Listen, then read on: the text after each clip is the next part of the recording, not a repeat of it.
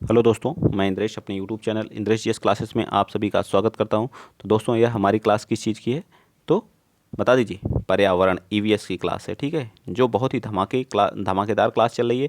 Bihar teacher के लिए भी महत्वपूर्ण है, ठीक है। बिहार टीचर के लिए यूपी यूपी का जो जितने भी एग्ज़ाम होते हैं, यूपी टेट हो गया, सी टेट हो गया, सी टेट हो गया और सुपर टेट हो गया हमारा, ठीक है। क्या हो गया? सुपर टेट हो गया। सभी एग्ज़ाम के लिए क्या है, बहुत ही महत्वपूर्ण क्लास है। तो आप लोग वीडियो को शेयर करिएगा, हल्के में ना लीजिए, पढ़ते रहिए, तभी कुछ होगा, ठीक है। स्टार्ट करते हैं आज का पहला क्वेश्चन। क्वेश्चन नंबर 1 क्या कह रहा है कि गाजर का नारंगी रंग निम्नलिखित में से किस किस की वजह से होता है। जो गाजर हमारा होता है वह नारंगी कलर का किसके कारण होता है, बताइए।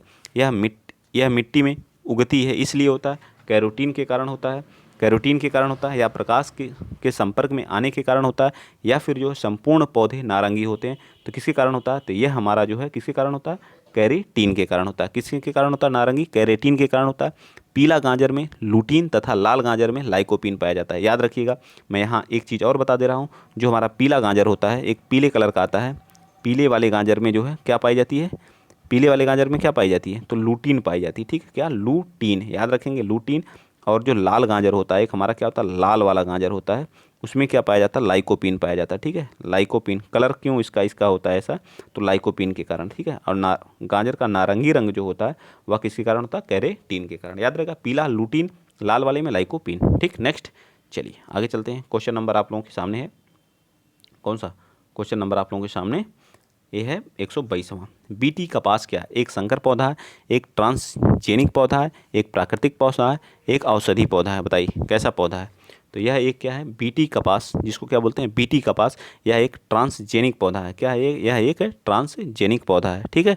कैसा है? यह एक ट्रांसजेनिक पौधा है। नेक्स्ट क्वेश्चन नंबर 123 बताएंगे आप लोग। क्वेश्चन नंबर 123 क्या कर रहा है कि वायुमंडल में जो है प्रदूषक अम्लीय वर्षा का मुख्य कारण क्या होता है, बताइए। मुख्य कारण अम्लीय वर्षा का, SO2 जब H2O के साथ रिएक्शन करता है, वाटर के साथ रिएक्ट करके H2SO4 बनाता है, ठीक है। H2SO4 बनाता है। इसी तरह से NO2 H2 के साथ रिएक्ट होकर के H2O के साथ रिएक्ट HNO3 बनाता है, HNO3 बनाता है, ठीक है। HNO3 बनाता है, ठीक। तो ये हमारे क्या होते हैं, क्या होते हैं, ये अम्लीय वर्षा के मुख्य कारक होते हैं। क्या होते हैं? मुख्य कारक होते हैं, ठीक है। और अम्लीय वर्षा का जो पीएच मान होता है, अम्लीय वर्षा का पीएच मान होता है 4.2 होता है, ठीक है। 4.2 होता है। सबसे ज़्यादा किसको प्रभावित कर रहा है, तो सबसे ज़्यादा यह प्रभाव किसको कर रहा है, तो हमारी ताजमहल जो आगरा में स्थित है उसको सबसे ज़्यादा प्रभावित करा। तो राइट आंसर हमारा क्या आ जाएगा, ए पार्ट, ठीक है। ए पार्ट हमारा क्या हो जाएगा, इसका बिल्कुल सत्य हो जाएगा, ठीक है। चलें आगे, चलिए आ जाइए। नेक्स्ट क्वेश्चन नंबर आप बताएंगे 124वां। सर्वाधिक सर्वाधिक उत्पादक पारिस्थितिकी तंत्र है उष्णकटिबंधीय वर्षावन, टुंड्रा, सवाना या मरुस्थल। टुंड्रा, सवाना या मरुस्थल। तो 124 का राइट आंसर क्या आ जाएगा, सर्वाधिक उत्पादक पारिस्थितिकी तंत्र जो होते हैं हमारे उष्णकटिबंधीय वर्षावन, जहाँ सबसे ज़्यादा क्या होती है, वर्षा होती है, ठीक है। सबसे ज़्यादा वर्षा होती है यहाँ। क्या उत्पादक, जैसे हमारा क्या उष्णकटिबंधीय वर्षावन, तो हमारे उष्णकटिबंधीय वर्षावन हमारे क्या केरल राज्य में पाए जाते हैं, जहाँ पे क्या होती है, मानसूनी वर्षा सबसे अधिक होती है। मानसूनी वर्षा क्या होती है, सबसे अधिक होती है। यहाँ 200 सेंटीमीटर तक वर्षा होती है। यहाँ से मानसून आता है और एक तो इस साइड टकरा करके यहाँ खूब बारिश करता है इस वाले तट पे, ठीक है। और एक यहाँ से निकल जाता है ऐसे करके, ठीक है। तो यह जो है मेघालय वाले क्षेत्र में, मेघालय जो हमारा होता है मानसीराम चेरापूंजी वाले क्षेत्र में जो है, यहाँ पे सबसे ज़्यादा, तो पूरे भारत में सबसे ज़्यादा बारिश कहाँ होती है, तो मानसीराम चेरापूंजी में होती है, ठीक है। मेघालय में पड़ता है, ठीक। तो इसका राइट आंसर ए पार्ट आ जाएगा, ठीक है। चलें आगे, चलिए चलते हैं नेक्स्ट अगला क्वेश्चन आप बताएंगे 125। क्वेश्चन नंबर 125 का रहा, सांप का जहर अत्यधिक संशोधित लार होती है जिसमें होता है प्रोटोटॉक्सिन्स, न्यूट्रोटॉक्सिन्स, जूट्रॉक्सिन्स या कैरेटोट्रॉक्सिन्स। बताइए कौन सा राइट आंसर हो जाएगा 125 का। तो इसका राइट आंसर क्या आ जाएगा, जूटॉक्सिन्स, ठीक है। नेक्स्ट चलिए, सी पार्ट हमारा क्या हो जाएगा, राइट हो जाएगा। चलिए नेक्स्ट हमारा 126वां बता दीजिए। क्वेश्चन नंबर 126 का रहा है, कौन सी बीमारी दूषित जल पीने से फैलती है, बताइए। कौन सी बीमारी है जो हमें दूषित जल पीने से फैलती है। अगर हम दूषित जल का सेवन करेंगे तो उससे कौन से, तो टाइफाइड। कौन सी बीमारी होती है, हमें टाइफाइड होती है, ठीक है। दूषित जल पीने से होती है, एक तरह से क्या है, बैक्टीरिया से होती है, ठीक है। बैक्टीरिया से होती है, ठीक है। बैक्टीरिया से, ठीक है, बैक्टीरिया से, ठीक। वायरस जनित नहीं है, बैक्टीरिया जनित है, जीवाणु जनित है। ठीक है, नेक्स्ट बता दीजिए 127वां, निम्नलिखित में से कौन सी ग्रीन हाउस गैस नहीं है, ये बताइए आप लोग। ग्रीन हाउस गैस के अंतर्गत हमारी कौन कौन सी गैसेस आती हैं, इसको पहले आप लोग बता दीजिए। बताइए कौन सी है। तो कार्बन डाइऑक्साइड भी हमारी इसके अंतर्गत आती है। और कौन सी आती है, कार्बन डाइऑक्साइड हो गई जिसको बोलते हैं CO2, नाइट्रोजन ऑक्साइड हो गई, ठीक है, N2O भी इसी के अंतर्गत आती है, N2O भी आती है, मीथेन हमारी आती है, CH4 जिसको बोलते हैं मीथेन, ओजोन आती है, ओजोन O3 आती है, और हमारा क्या आता है, जल वाष्प आता है। ठीक है, क्या आता है, जल वाष्प आता है। ठीक है, जल वाष्प आता है। ठीक है, इसके अंतर्गत, और क्लोरोफ्लोरोकार्बन भी आती है ग्रीन हाउस। तो राइट आंसर हमारा क्या आ जाएगा, सी पार्ट। इसके अंतर्गत क्या आती है, ग्रीन हाउस गैस के अंतर्गत नहीं आती कार्बन मोनोऑक्साइड। तो सी पार्ट क्या हो जाएगा, बिल्कुल सत्य हो जाएगा। ठीक है, आइए चलते हैं क्वेश्चन नंबर 128। इनमें से कौन द्विबीजपत्री है। बांस क्या होता है, द्विबीजपत्री होता है। केला द्विबीजपत्री होता है। सरसों द्विबीजपत्री होता है। तो गन्ना हमारा क्या है, गन्ना बताइए क्या है, द्विबीजपत्री पौधा है, या बांस हमारा द्विबीजपत्री पौधा है। तो क्या है, द्विबीज पौधों में जिनमें बीज में दो पत्र दल होते हैं, जैसे हमारा सरसों हो गई जिसमें दो दल होते हैं। ठीक है, दाल को फोड़ेंगे तो दो दल आते हैं। सरसों हो गई, दो दल होते हैं इसमें। चना अब इसके अंतर्गत आता है। ठीक है, चना आता है। दालें आती हैं हमारी, जितनी दालें होती हैं, चाहे मटर की हो गई, चने की हो गई। ठीक है, सोयाबीन हो गया, सोयाबीन भी दो दल होते हैं। ठीक, तो ये क्या होते हैं, दो द्विबीजपत्री होती हैं। तो राइट आंसर हमारा क्या आ जाएगा, डी पार्ट आ जाएगा, सरसों। ठीक है, समझ में आया। द्विबीजपत्री कौन से होते हैं, सरसों, चना, दालें, सोयाबीन, ये सभी हमारे द्विबीजपत्री होते हैं। चलिए आगे आते हैं 129। कह रहा है कि पौधों में कौन सा जल अधिग्रहण किसके द्वारा होता है। पौधों में जल का अधिग्रहण किसके द्वारा होता है, जाइलम के द्वारा, फ्लोएम के द्वारा, कैम्बियम के द्वारा, या फैलीसेट के द्वारा। बताइए पौधों में जल का, तो जाइलम के द्वारा। किसके द्वारा होता है, जाइलम के द्वारा जल का क्या करते हैं लोग, ग्रहण करते हैं। ठीक है, क्या करता है ये, जड़ से क्या करता है, जल को ला करके पूरे क्या करता है, उसके पत्तियों तक पहुंचाने का काम करता है जाइलम। ठीक है, फ्लोएम क्या करता है, सूर्य से जो खाना बना करके पूरे भाग तक पहुंचाने का काम करता है। ठीक, नेक्स्ट चलते हैं क्वेश्चन नंबर 130। भारत का सर्वाधिक ऊंचाई पर स्थित हवाई अड्डा है, मतलब सर्वाधिक ऊंचाई पर कौन सा धर्मशाला हवाई अड्डा। धर्मशाला कहाँ पड़ता है, तो यह धर्मशाला हमारा हिमाचल प्रदेश में पड़ता है। ठीक है, धर्मशाला। पिथौरागढ़ हवाई अड्डा, लेह हवाई अड्डा, तो लेह कहाँ पड़ता है, लद्दाख में, जो हमारा क्या बना भी 2020 में क्या बना, UT बन गया। ठीक है, देहरादून हमारा कहाँ पड़ता है, उत्तराखंड में। तो हमारा इसका राइट आंसर क्या हो जाएगा, सबसे ऊंचाई पर स्थित कौन सा हवाई अड्डा है। तो 130 का राइट आंसर बताएंगे आप लोग। तो हमारा हवाई अड्डा कौन सा है, लेह लद्दाख वाला हवाई अड्डा हमारा सबसे ऊंचाई पर स्थित है। तो सी पार्ट हमारा क्या हो जाएगा, राइट हो जाएगा। ठीक है, चलिए आगे चलते हैं। नेक्स्ट क्वेश्चन नंबर 130वां बताइए, वायुमंडल में 99% भाग किन दो गैसों का है। तो 71% किसका है, 71% जो है इसमें किसका है, अरे 78%। ठीक है, 78% नाइट्रोजन है, और 21% अप्रॉक्सीमेट कौन सी है, हमारी ऑक्सीजन है। तो दोनों मिल करके क्या हो जाएंगे, 99% किसका भाग होगा, नाइट्रोजन और ऑक्सीजन का। किस ऑप्शन में दिया है, नाइट्रोजन और ऑक्सीजन का। तो हमारा बी पार्ट क्या हो जाएगा, बिल्कुल सत्य हो जाएगा। ज़्यादा सोचने वाली बात ही नहीं, आसानी से इस क्वेश्चन को आप लोग कर सकते हैं। नेक्स्ट बताइए, चलिए वीडियो को भाई शेयर कर दीजिए, प्लीज़ शेयर कर दीजिए, रिक्वेस्ट की जा रही है आप लोगों से, शेयर कर दीजिए। ठीक है, पर्यावरणीय अध्ययन में शैक्षणिक भ्रमण का मूल उद्देश्य क्या होता है। पर्यावरणीय अध्ययन में शैक्षणिक भ्रमण का मूल उद्देश्य क्या होता है, बच्चों की ऊर्जा को विकसित करना, छात्रों के लिए प्रत्यक्ष अनुभव, सामाजिककरण को बढ़ावा देना, टीम भावना बढ़ाना। तो बताइए कौन सा राइट हो जाएगा, 132 का। पर्यावरणीय अध्ययन में शैक्षणिक भ्रमण का मूल उद्देश्य क्या होता है, बच्चों की ऊर्जा को विकसित करना, छात्रों के लिए प्रत्यक्ष अनुभव, सामाजिककरण को बढ़ावा देना, टीम भावना बढ़ाना। कौन सा राइट होगा, 132 का। तो राइट आंसर क्या आ जाएगा, बी पार्ट, छात्रों के लिए प्रत्यक्ष अनुभव। ठीक है, छात्रों के लिए प्रत्यक्ष अनुभव हमारा क्या हो जाएगा, बिल्कुल सत्य हो जाएगा। ठीक है, चलें आगे, चलते रहिए, फटाफट क्वेश्चन को देखते हैं। ठीक, 133वां कह रहा कि कार्य की रूप से शुष्क मिट्टी की क्या विशेषता है। जो कार्य की रूप से शुष्क मिट्टी की क्या विशेषता है, इसको कैसे पहचानेंगे। इसमें जो है अधिक जल होता है, पौधों को प्रकाश पर्याप्त नहीं मिलता है, मिट्टी में लवण सांद्रता अधिक होती है, मिट्टी क्या होती है, कठोर होती है।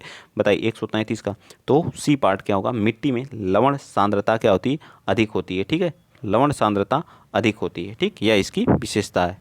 आगे आइए, क्वेश्चन नंबर 134। हड़प्पा सभ्यता के निवासी थे।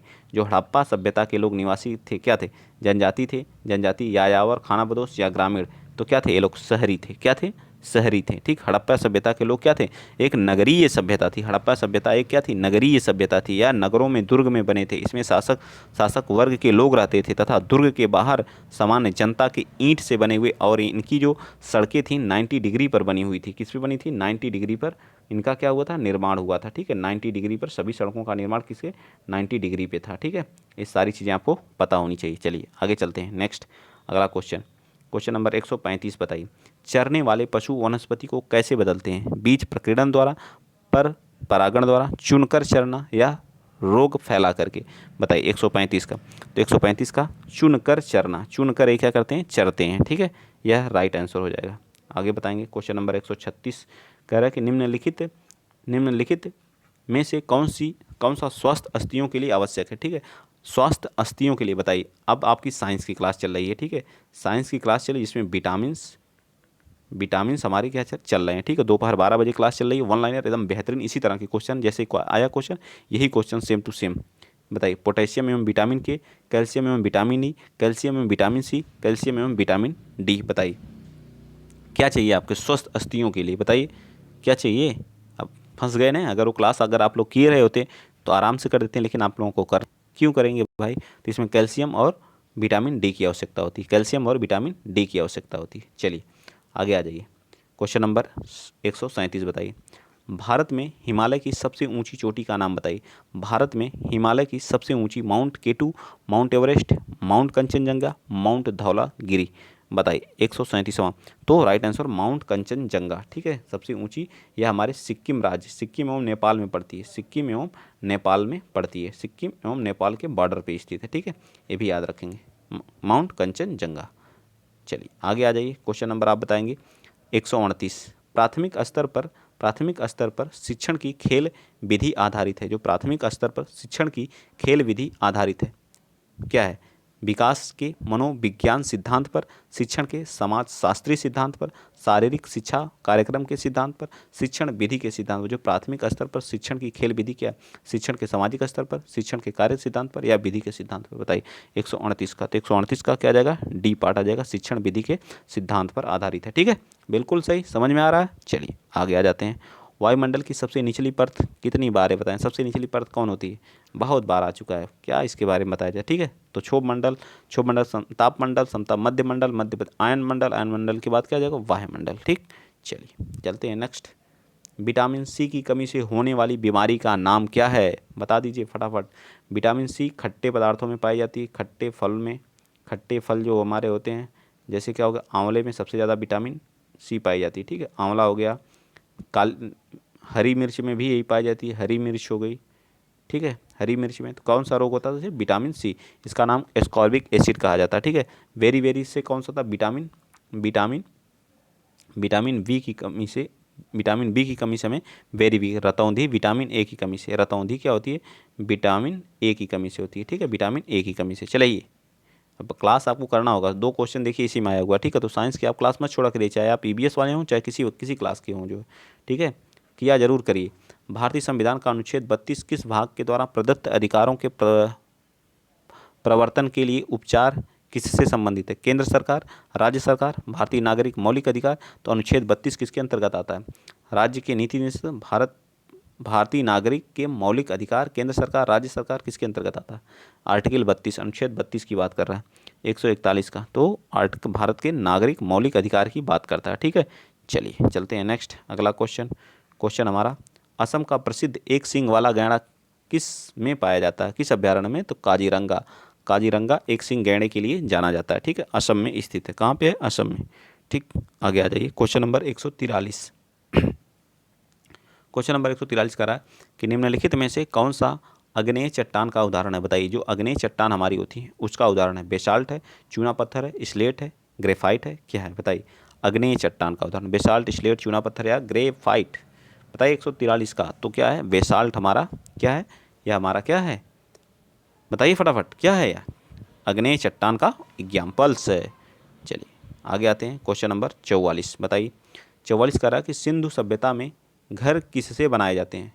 बताइए सिंधु सभ्यता के लोग घर ईंट से, बांस से, पत्थर से, लकड़ी से, किससे बनाते थे। तो यहाँ की जो घरें थी वह ईंट से बनी हुई थी। देखिए सिंधु घाटी सभ्यता से 2 क्वेश्चन आ चुका।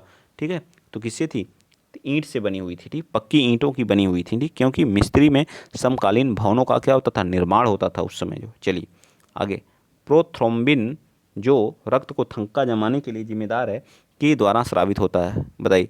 छोटी आंत के द्वारा, रक्त प्लेट्स के द्वारा, बड़ी आंत के द्वारा, तो रक्त प्लेट्स के द्वारा। किसके द्वारा? रक्त प्लेट्स के द्वारा क्या होता है? स्रावित होता है। 145। चलिए आगे चलते हैं। नेक्स्ट क्वेश्चन नंबर 146वां। अकेसिया अरेबिका का वैज्ञानिक नाम। अकेसिया अरेबिका का वैज्ञानिक नाम। नीम, बबूल, सागौन, अनार। किसका नाम है? तो यह बबूल का है। ठीक है, अकेसिया अरेबिका किसका नाम है? वैज्ञानिक बबूल का है। ठीक है, बबूल का है, याद रखेंगे। चलें आगे। चलिए, सागौन का जो होता है, सागौन का वैज्ञानिक नाम होता है टेक्टोना ग्रैंडिस लिन होता है। टेक्टोना ग्रैंडिस लिन होता है, ये भी याद रखिएगा सागौन का। उत्तर प्रदेश का राजकीय पुष्प क्या है? थोड़ा सा ब्लर है, एडजस्ट कर सकते हैं आप लोग। ठीक है, राजकीय पुष्प क्या है? पलाश है। ठीक है, राजकीय पुष्प क्या है? पलाश है। ठीक है, चलिए, ये सब आसान आसान इधर है, 2-3 स्पेशल यूपी स्पेशल हैं ये सब। ठीक है, उत्तर प्रदेश में स्थित काशी एक प्रसिद्ध भारतीय तीर्थ केंद्र है निम्नलिखित में से किस नदी के तट पे? जो काशी हमारा, वाराणसी किस नदी के? तो गंगा नदी के तट पे स्थित है। ठीक है, वाराणसी हमारा गंगा नदी के तट पे स्थित है। ठीक है, देखिए यूपी टेट में इस तरह के भी क्वेश्चन पूछे। बिहू भारत के किस राज्य का लोक नृत्य है? तो बिहू कहाँ का? असम का है। ठीक है, ठीक है, तेरा ताली कहाँ का है? राजस्थान का। उत्तर प्रदेश का कथक, तमिलनाडु का भरतनाट्यम। ठीक है, ये सभी याद होने चाहिए आप लोगों को। खाद्य श्रृंखला के परस्पर समूह को क्या कहा जाता है? खाद्य श्रृंखला के परस्पर समूह को क्या कहा जाता है? खाद्य श्रृंखला के परस्पर समूह को क्या कहा जाता है? बताइए। खाद्य श्रृंखला के परस्पर समूह को क्या कहा जाता है? इनके समूह को खाद्य चक्र, श्रृंखला क्रिया, खाद्य जाल, बायोमास पिरामिड। तो क्या आ जाएगा? खाद्य जाल कहा जाता है। क्या कहा जाता है? खाद्य जाल। तो इसका सी पार्ट क्या हो जाएगा? सत्य हो जाएगा।